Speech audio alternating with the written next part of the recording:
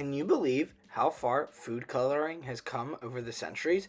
From simple natural dyes in ancient Egypt to controversial synthetic dyes of today, the history of food coloring is as colorful as the products itself.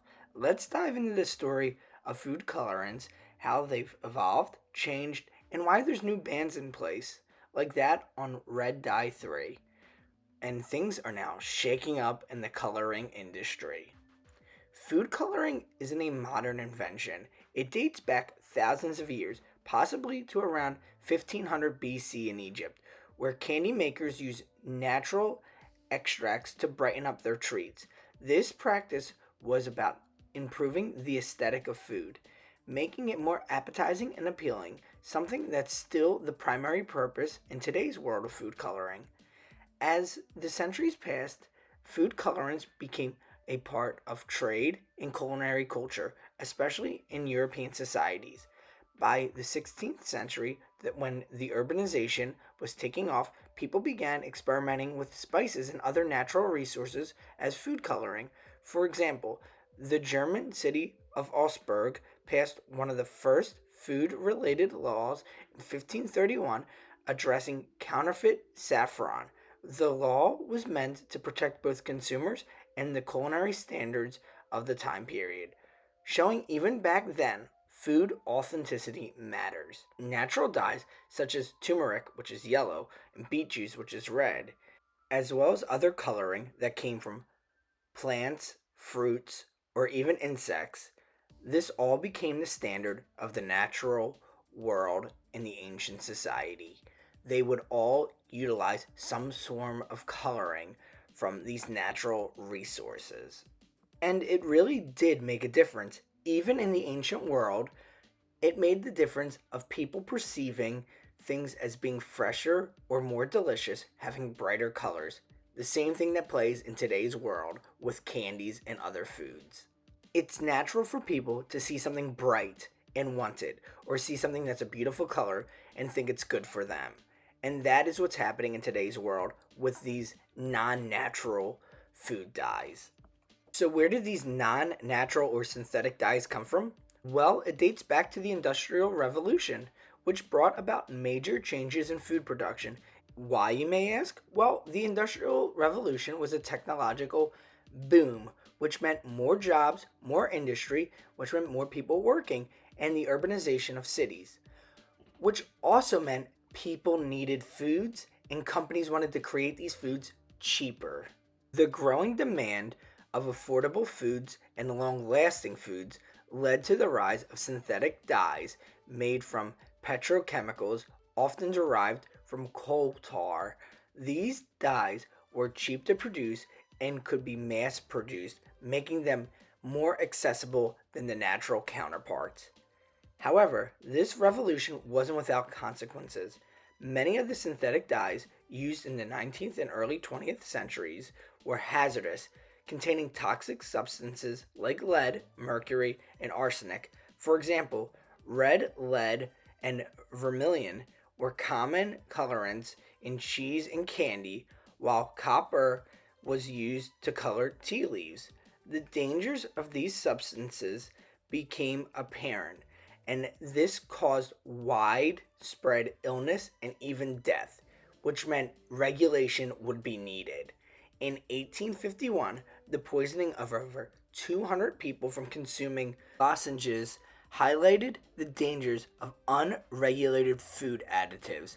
But it wasn't until 1856 when Sir William Henry Perkin discovered the first synthetic dye that the world would see as the potential of future synthetic dyes to be more controlled in a regulated manner.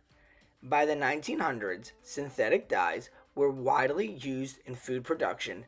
Though their safety remained a concern, this prompted regulatory actions in many countries to ensure the consumer safety and eventually leading to the creation of the FDA and other regulatory bodies across the world.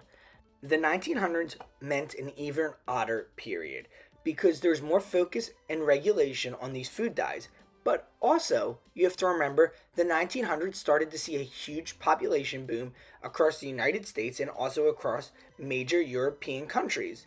This meant that they had to produce food quicker, faster, and that lasted longer. So there was a focus on these additives of food coloring and dyes. As synthetic food coloring grew more popular, so did the need for the regulation of it.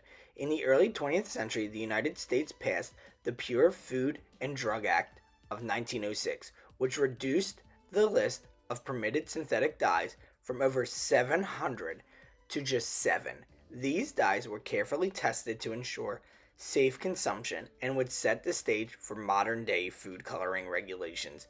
In the following decades, more comprehensive regulations were put into place. By 1962, the European Union approved a list of 36 colorants, some natural, some synthetic, and began regulating them across the countries. In the US, the FDA classified food dyes as either certifiable or exempt from certification. Certified dyes such as FD&C Blue Number 1 and FD&C Red Number 40 went through rigorous testing, while natural colorants like beet juice were exempt from certification. However, it wasn't just about safety of the dyes, it was about how they were being used. By the late 20th century, synthetic dyes were used in about everything from candy to beverages to processed foods to anything you could get on the store shelves. This widespread use led to increasing public concern over the potential effects long term on children and adults. One of the most persistent concerns surrounding food colorants is their potential link to hyperactivity and behavioral issues in children. This concern dates back to the 1970s when pediatric allergist Benjamin Feingold proposed that food additives, particularly artificial colors, could contribute to hyperactivity and even ADHD like behavior in children. While the scientific community has largely debunked this theory, some studies have suggested that certain children may indeed be sensitive to food coloring, which might lead to their hyperactivity or other issues that they face. In the early 2000s, the European Food Safety Authority and the UK's Food Standards Agency conducted studies on the effects of artificial food colorings.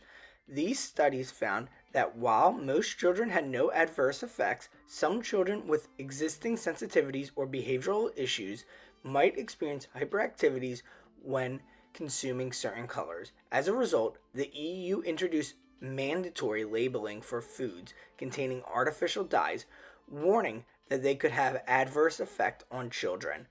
Despite these warnings, the debate continues.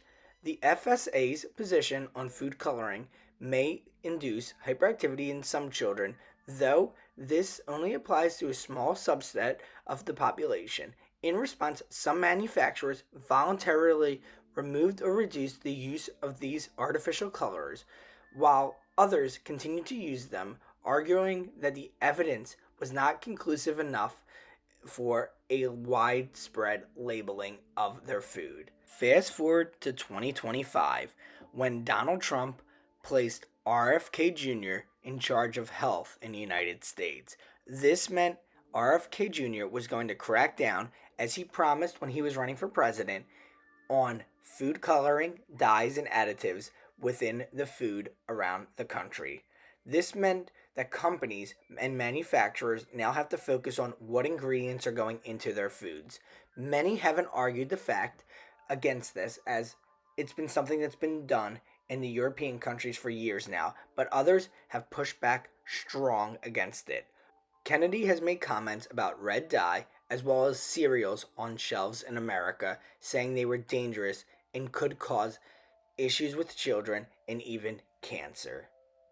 Set to take effect in 2027, many of the dyes are supposed to be taken out of food, like that of red dye 3. It will be interesting to see what happens across the country and if this push continues to make America healthy again.